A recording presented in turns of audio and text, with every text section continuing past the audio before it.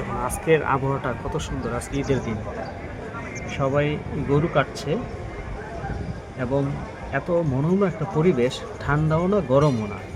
মানে আল্লাহর কি রহমত। আজকে ঈদুল আজহার দিন, মানে এতদিন প্রচণ্ড বৃষ্টি ছিল, মানে মানুষ ঝড়ে পানির জলাবদ্ধতায় বের হইতে পারে নাই, অথচ দেখেন এখন কি অবস্থা।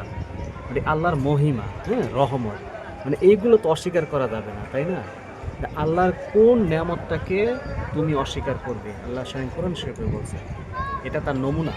আমরা এখনো আল্লাহর রহমতের প্রতি কৃতজ্ঞতা স্বীকার করি, তাহলে রহমতের দরিয়া আল্লাহ আরও বাড়ায় দেবেন। এবং আমরা সবসময় কৃতজ্ঞতার মধ্যে থাকি, শুকরিয়া আদায় করি। এটা হচ্ছে আল্লাহর চাওয়া বান্দার কাছ থেকে, আর কিচ্ছু চাওয়া না। আল্লাহ তো টাকা পয়সা কিছু চায় না।